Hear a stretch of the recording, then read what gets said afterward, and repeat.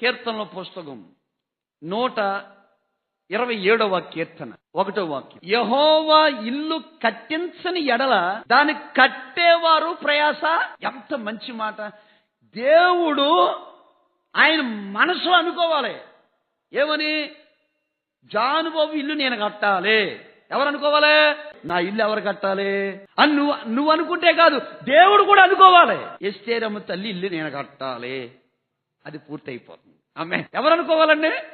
నువ్వు అనుకుంటావు, నేను ఈ వ్యాపారం చేయాలి, నేను ఈ ఉద్యోగం చేయాలి, నేను ఈ చదువు చదవాలి, నాకు ఈ భర్త కావాలి, ఈ అమ్మాయి అయితే బాగుంటుంది, ఈ అబ్బాయి అయితే బాగుంటుంది, నాకు ఈ ఇల్లు అయితే బాగుంటుంది, ఈ ప్లేస్లో ఉద్యోగం అయితే బాగుంటుంది, ఈ ప్లేస్లో వ్యాపారం అయితే బాగుంటుంది. నువ్వు అనుకుంటావు. నేను అనుకుంటాను, అరే హుబ్లీలు పంపించారేంట్రో బాబు అబ్రాహం పాస్టర్ గారు, ఇంకా ఏదైనా పెద్ద సంఘం ఎత్తే బాగుంటుంది. నేను అనుకోకూడదు. ఏంద్ర బాబు ఈ దిక్కుమాని ఇంట్లోకి వచ్చి పడ్డాను నేను, అత్తగారు సల్ఫా. నువ్వు అనుకోకూడదు. మా ఐదారు కోళ్ళు నాకు వచ్చి పడిందని నువ్వు అనుకోకూడదు.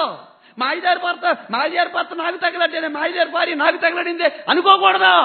దేవుడంట నీ పట్ల నా పట్ల ఒక ప్రణాళిక ఉంటుంది. ఏంటి ఆ ప్రణాళిక అంటే, నేను ఇల్లు కట్టించాలని ఆయన అనుకోవాలి. ఆయన అనుకుంటే నువ్వు కట్టే ఇంటిలో అది వ్యర్థము కాదు. కొట్టు చప్పట్లు.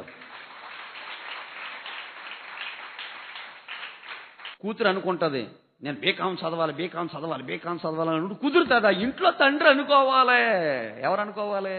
ఇంట్లో తండ్రి తల్లి అనుకుంటేనే వాళ్ళు బీకాం చదువుతాయి. అలాగే దేవుడు అంటున్నారు అక్కడ, యెహోవా మన ఇల్లు కట్టునుగాక, మన ఉద్యోగం కట్టునుగాక, నీ చదువు కట్టునుగాక, నీ వ్యాపారం కట్టునుగాక, నీ చేతి పని కట్టునుగాక, నీ కుటుంబాన్ని నా దేవుడు కట్టునుగాక, నీ వెళ్ళున్న ప్రతి స్థలంలో దేవుడు అత్యధికమైన విజయమును దయచేయునుగాక. ఆమేన్. ఏమంటున్నాడు అక్కడ? యెహోవా ఇల్లు కట్టించని ఎడల కట్టివారు ప్రయాస వ్యర్థమే. అంటే దేవుడు అనుకోవాలంట, జానుబ యొక్క ఈ శరీరాన్ని నేను జాగ్రత్తగా కట్టాలి, మీ శరీరాన్ని జాగ్రత్తగా కట్టాలి, మీ ఆత్మీయ జీవితాన్ని జాగ్రత్తగా కట్టాలి, మీ కుటుంబాన్ని జాగ్రత్తగా కట్టాలని ఆ పరలోకమందున్న ఆయన మనస్సులో కలగాలి. అలా ఎప్పుడు కలుగుతుందో తెలుసా? మీకు అర్థమయ్యేది. తండ్రి గారు పిలిచి, అబ్బాయ్ వెళ్ళి బొమ్మలు అమ్ముకురా అని చెప్పాడు తండ్రి. కొడుకు దానికి లోబడి ఆ తట్లో బొమ్మలు పెట్టుకుని బయటికి వెళ్ళి ఊరు తిరిగి బొమ్మ రూపాయి, బొమ్మ 2 రూపాయలు, బొమ్మ 3 రూపాయలు, బొమ్మ 4 రూపాయలు, బొమ్మ 10 రూపాయలు అని అమ్ముతుంటే ఇరుగుపోరు అందరూ బొమ్మలు కొనుక్కుంటున్నారు. ఇంటికి వచ్చేసరికి ఆ డబ్బులు ఇంట్లో ఇచ్చినా సరిగ్గా సరిపోవట్లేదు. చాలీచాలని తిండి, చాలీచాలని వస్త్రాలు, సరిగ్గా ఆ ఇంట్లో దీపం వెలిగించుకోవడానికి కిరసనాలు కూడా లేదు, ఇల్లు ఉడుచుకోవడానికి చీపురు కట్ట కూడా సరిగ్గా లేదు. ఏమండి అన్నం తిందామంటే సరిగ్గా 2 ప్లేట్లు కూడా లేవు ఆ ఇంట్లో. అటువంటి పరిస్థితి. అప్పుడు ఆ కొడుకు ఏమనుకుంటున్నాడంటే బాధపడుతూ ఉన్నాడు. నేను కష్టపడుతున్నాను కానీ ఏమి ఉపయోగం లేదని బాధపడుతుంటే ఒక రోజున దేవుడు అతనికి ప్రత్యక్షమై అబ్రహాం నేను నిన్ను ఆశీర్వదిస్తాను, నాతో వస్తావా అని అడిగాడు. అప్పుడు అబ్రహాము వస్తానయ్యా అన్నాడు. నిన్ను ఆశీర్వదించాలంటే నీ ఊరిని వదిలిపెట్టన్నాడు, వదిలిపెడతానన్నాడు. నిన్ను ఆశీర్వదించాలంటే నీ కుటుంబాన్ని వదిలిపెడతానన్నాడు. నేను ఆశీర్వదించాలంటే నాతో వస్తావా అంటే వచ్చేస్తానన్నాడు. అంతే. ఆమేన్. అబ్రాహాము తన భార్యను తీసుకుని బయలుదేరుతుంటే లోతు ఉన్నాడు కదండి, తమ్ముడు గారు కొడుకు. లోతు వచ్చి, బాబాయ్ నేను కూడా నీతో వచ్చేస్తాను. వస్తా ఉంటే అబ్రాహామును ఆశీర్వదించినప్పుడు అబ్రాహాములో ఉన్న ఆశీర్వాదం లోతు మీద కూడా వచ్చేసింది. ఆమేన్. మంచోడితో సావాసం చేస్తే మనల్ని మంచి వాతావరణం వస్తుంది. చెడు తిరుగుడు వాడితో సావాసం చేస్తే చెడే అలవాటు అవుతుంది. అబ్రాహాము దేవుడితో నడుస్తున్నాడు, అబ్రాహాము ఆశీర్వాదకరంగా ఉన్నాడు, అబ్రాహాముతో నడుస్తున్న లోతు కూడా ఆశీర్వాదకరంగా ఉన్నాడు. ఒక రోజున ఆ ఆశీర్వాదం, ఆ ఐశ్వర్యము స్థితి మించిపోయింది. చిన్న గొడవ అయింది. అబ్రాహాము గారికి లోతు కాపర్లకి పశువుల కాడు గొడవ అయిపోయింది. వెంటనే ఈ విషయం అబ్రాహాము గారికి తెలిసింది. అబ్రాహాము గారు లోతును పిలిపించి, ఏమనుకోవద్దు, మనం దేవుని బిడ్డలు, నా పశువులు నీ పశువులు ఇవన్నీ దెబ్బలాడుకున్నాయి, మనుషులు కూడా దెబ్బలాడుకున్నారు, కాబట్టి నువ్వు ఎక్కడికైనా వెళ్ళు అన్నాడు. అప్పుడు లోతు ఏమనాలి? బాబాయ్ నా మాటిను, నువ్వు వెళ్ళమంటే నేను వెళ్ళనయ్యా. ఎందుకో తెలుసా?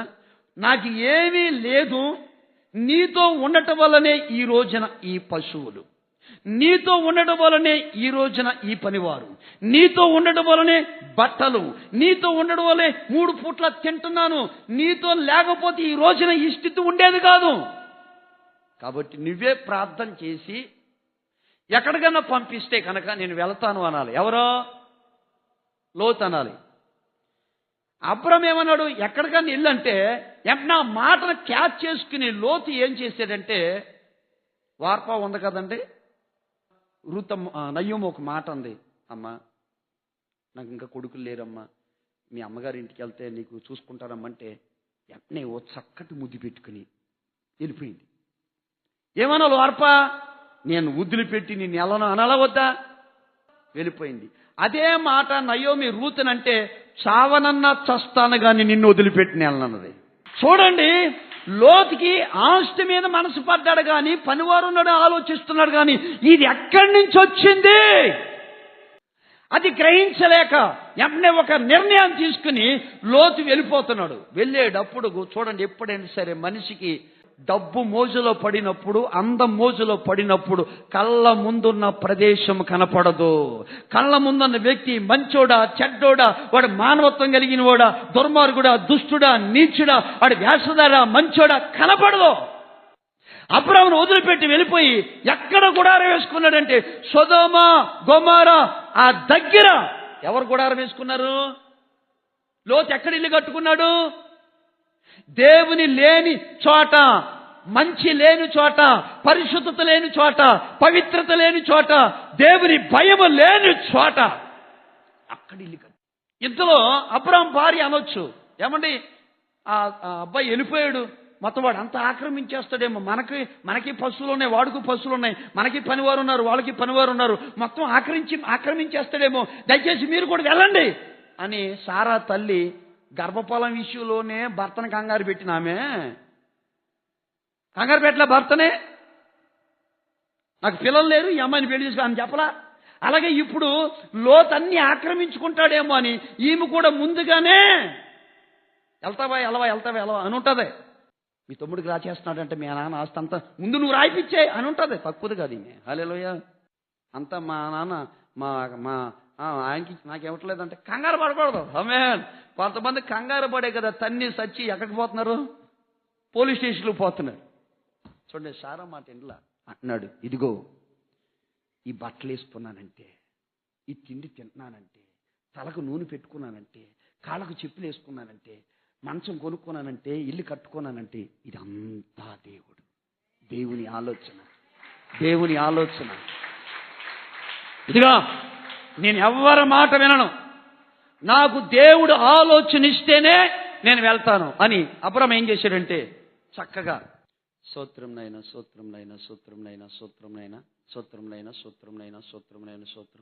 ఇలా భారీ స్తోత్రాల గీత్రం లేదు, బయటికి వెళ్ళి చూడా ఆడంతా ఆక్రమించేస్తున్నాడు లోతు. ప్రభా స్తోత్రం ఏ స్తోత్రాలు ఇలా కోపం రప్పించిపోకే అని ప్రభా స్తోత్రం. చూడు, కొన్ని కుటుంబాల్లో ఇంట్లో శరీర సంబంధులు ఉంటారు. మనం మోకరించి ప్రార్థన చేసుకున్నాం, చేసేవాళ్ళు పెద్ద ప్రార్థనలుగా ఎంత తీసుకుంటుంటుందో సారా తల్లి, ఎంత తీసుకుంటుంటారు కొంతమంది భర్తలు, ఎంత తీసుకిస్తుంటారు కొంతమంది పిల్లలు. ఇలాగున్నప్పుడంట దేవుడు చిన్నగా దిగొచ్చేసాడు. ఆమేన్.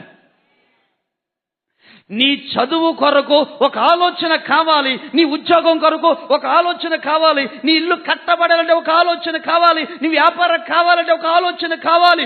మొదట ప్రథమ స్థానము ఎవరికైతే మోకాళ్ళ మీద ఉండి దేవునికి ఇస్తారో ఆ పరలోకమని దేవుడు నీ కుటుంబాన్ని కట్టడానికి పరలోకములోంచి దిగి వచ్చి నీకు ఆలోచన ఇస్తాడు.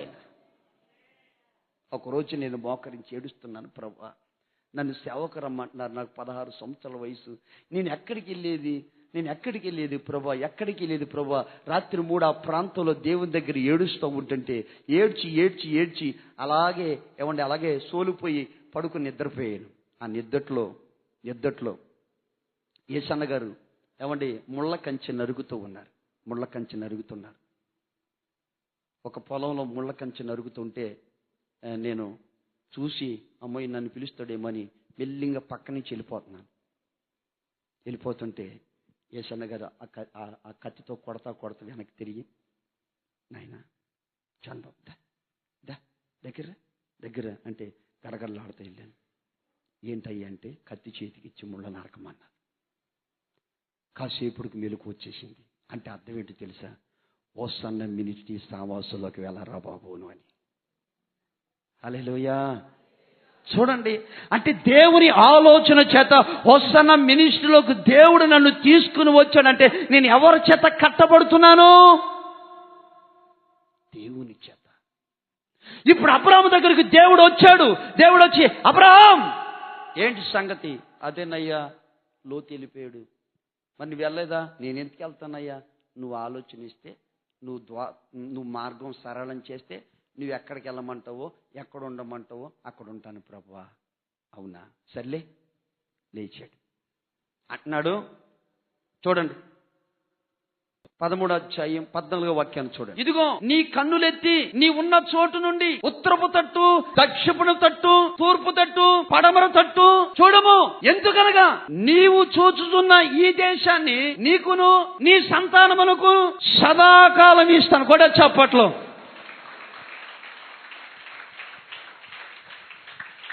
ఇందులో మీరు గమనించవలసిన విషయం ఏంటంటే, అబ్రాహాము గుడారమేమో దేవునికి అందుబాటులోకి వేసుకున్నాడు, లోతు గుడారమేమో పాపుల మధ్యలో వేసుకున్నాడు. చూడండి, లోతు దగ్గరికి నేను అంటాను, ఇంకో విషయం చెప్తానండి. అబ్రాహాము యొక్క దేవుడి ఆలోచన ప్రకారంగా ఉండటం వల్ల నలుదిశలా, లోతు తన సొంత ఆలోచనలతో వెళ్ళడం వల్ల ఏ దిశ ఆశీర్వాదకరంగా లేదు. సొదొమలోకి వెళ్ళాడా? వెళ్ళిన తర్వాత భార్య పాడైపోయింది, పిల్లలు పాడైపోయారు, పనివారు సొదొమలో కలిసిపోయారు, ఆస్తంతో పోయింది. చెప్పుకోవడానికి లోతు చరిత్ర లేకుండా అయిపోయిందండి. నీకు నాకు చెప్పుకోవడానికి ఒక చరిత్ర ఉండునుగాక. ఆమేన్. ఎంతకాలం నామకార్థంగా బ్రతుకుతాం మనం? ఎంతకాలం మనం ఫ్రీగా బ్రతుకుతాం మనం? ఎంతకాలం అవిశ్వాసంగా బ్రతుకుతాం మనం? ఎంతకాలము శరీర సంబంధమైన మనుషులు ఆలోచన చేసుకుని పాపంలో పడిపోయి దానికంటే వాక్యం చెప్తుంది, నీవు నేను కట్టబడాలంటే దేవుని ఆలోచన కావాలి. ఆమేన్. చూడండి, దేవుని ఆలోచన నలుదిశలా ఆయనకి తలుపులు తెరిచింది. లోతు యొక్క తన సొంత ఆలోచన జీవితాన్నే పాడు చేసింది. చూడండి, దేవుని ఆలోచన చేత ఎవరు కట్టబడ్డారండి? అబ్రహాం దేవుని ఆలోచన చేత ఏ ఇల్లు అయితే కట్టబడతాదో ఆ ఇంట్లో ఏ కొరత ఉన్నా దేవునికి తెలుస్తుంది. నేను ఇల్లు కట్టాను అనుకోండి, నేను ఒక ఇల్లు కట్టినప్పుడు నేను ఆ ఇల్లు కట్టించాను కాబట్టి తర్వాత కట్టేసిన తర్వాత నేను ఆలోచిస్తాను, ఒరే ఈ బిట్టి కొంచెం ఇటు ఉంటే బాగుండే, ఈ బిట్టి ఇటు కొంచెం ఉంటే బాగుండే, కొంచెం పొరపాటు చేసేనే, కొద్ది కొరువు ఉంది. మళ్ళా మనసులో దాని గురించి ఆలోచిస్తాను, దాన్ని నేను సరిచేయాలి. ఆమేన్. అవునా కదా? నువ్వు కూర వండావు, ఆ కూరలో నువ్వు తినేటప్పుడు నీకు ఆలోచన వస్తుంది, అరే ఇందులో కొద్దిగా ఉప్పు తక్కువ అయ్యింది, ఇందులో కారం తక్కువ అయ్యింది, ఇందులో చింతపండు తక్కువ. నువ్వు బైక్ నడుపుతున్నావు అనుకో, అరే రే బండి ఆగిపోయిందంటే దాని అర్థం ఏంటి? ఇందులో పెట్రోల్ తక్కువైంది, డీజిల్. నువ్వు ఒక సబ్జెక్ట్ చదువుతున్నావు అనుకో, ఆ సబ్జెక్ట్ మీద ఒక అవగాహన ఉంటుంది, ఇది పొరపాటు ఉంది అని. అలాగే దేవుని ఆలోచన చేత నిన్ను నన్ను కడితే నా కొదువులు నీ కొదువులు దేవుడు తీర్చునుగాక. ఏంటో చెప్తాను వినండి. ఒక ఆలోచనతో అబ్రాహాము దేవుడు కట్టేశాడు. భార్య భర్తలు బాగానే ఉన్నారు, అన్ని బాగానే ఉంది. కొంచెం అబ్రాహాం కొంచెం బాధపడుతున్నాడు, శారా తల్లి కూడా కొంచెం బాధపడుతూ ఉంది. ఒకసారి పరలోకంలో ప్రభు అనుకున్నారు, అబ్రాహాం ఇల్లు కట్టాను కదా, ఒకసారి చూద్దాం ఎలా ఉందో, భార్య భర్తలు ఎలా ఉన్నారు ఏంటో అని ఇంటికి వెళ్ళాడు ఆయన. అబ్రాహాం గారు చూడగానే ఇంటికి ఆహ్వానించి వాళ్ళకి చక్కగా దేవునికి భార్య భర్తలు ఇద్దరు భోజనం వండి పెట్టారు. ఆ తల్లి ఇంట్లో ఉంది, ఈయనేమో దగ్గర వడ్డిస్తున్నాడు. ఎవరు వడ్డిస్తున్నారండి? అబ్రాహాం వడ్డిస్తున్నాడు. ఎందుకు వడ్డిస్తున్నాడు? ఆయన ఆ ఇల్లు కట్టాడు కాబట్టి, నన్ను కట్టాడు కాబట్టి ఆయన బరువు బాధ్యత నాయని చక్కగా భోజనం పెడుతున్నాడు అబ్రాహాము దేవునికి. ఈ పెడుతున్నప్పుడు దేవుడు అడిగాడు, నీ భార్య ఎలా ఉంది, మీ వాళ్ళందరూ ఎలా ఉన్నారు? ఏంది నువ్వే కనపడుతున్నావు, మీ భార్య లోపడుతుంది, ఇంట్లో ఎవరు లేరా అని అడిగారు. మీకు తెలియదు ఏముందండి, మాకు చెల్లలు లేరండి. లోపల బాధంలా కానీ మళ్ళీ ఆయన ఫీల్ అవుతాడే మరి పైకి అంత చక్కగా చెప్తున్నాడు. కొట్టడు చప్పట్లు.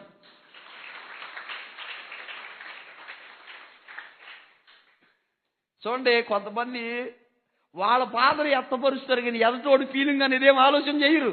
అప్పుడు దేవుడు అన్నాడు, మరి నీ కొదివేంటో నాకు తెలుసు, వచ్చే సంవత్సరంలాగా నీ భార్య ఒడిలో చక్కటి మగబిడ్డని నేను పెడతానన్నాడు. చూడండి, దేవుడు అబ్రాహామును కట్టాడు కాబట్టి తల్లిని తండ్రిని బాగా చూసుకునే ఒక అమూల్యమైన బిడ్డని ఇస్సాకుని దేవుడు వాళ్ళకి ఇచ్చాడు. ఆమె నేనంటాను, అబ్రాహాముని కుటుంబాన్ని దేవుడు ఆలోచనతో కట్టిన దేవుడు, తన కుదువుని తీర్చిన దేవుడు, అదే లోతు కూడా దేవుని ఆలోచన చేత కట్టుకుంటే వాళ్ళ కూతుర్నికి భర్తల దేవుడు సిద్ధపరచలేడా? చెప్పరేటండి, సిద్ధపరుస్తాడు. కానీ వాళ్ళ దేవుని ఆలోచన చేత లేకుండా వెళ్ళిపోయి వాళ్ళే సెట్టింగ్ చేసుకుంటున్నారు.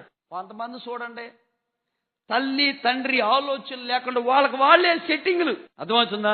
యవనస్తుల జీవితాలు పాడవుపోవడానికి, యవనస్తులు సంతోషంగా ఉండలేకపోవడానికి కారణానికి, యవనస్తులు ప్రతి దినము ఆరోగ్యంగా ఉండడానికి లేకపోవడానికి కారణాలు ఏంటంటే వాళ్ళ ఎంతో సెట్టింగ్లు. ఎందుకు కొదువు తీర్చలేకపోయాడు అంటే ఆలోచన లేదు. ఈరోజు నా బ్రతుకు బాగుండాలన్నా, మీ బ్రతుకులు బాగుండాలంట, దేవుని ఆలోచన చెప్పున నడుస్తేనే ఎలాగుంటుందో తెలుసా? నీ కొదువ తీర్చబడును గాక, నీ కొదువ తీర్చబడును గాక, నీ కొదువ తీర్చబడును గాక. ఏరియా నా ఆలోచన చొప్పున నడిపించబడుతున్న సారేపతి ఎదవరాలు తల్లి ఉంది. ఆమె ఇంటికెళ్ళు, ఆమె చాలా ఆకలితో బాధపడుతుంది. ఆమె కొదువ నీ ద్వారాగా తీర్చబడును గాక, ఆమె ద్వారాగా నీ కొదువ తీర్చబడును గాక. దేవుని ఆలోచన చేత నడిపించబడుతున్న ఏలియా కొదువ తీర్చబడింది. దేవుని ఆలోచన చేత నడిపించబడుతున్న సారేపతి తల్లి కొదువ తీర్చబడింది. దేవుని ఆలోచన చేత మనల్ని కట్టునుగాక.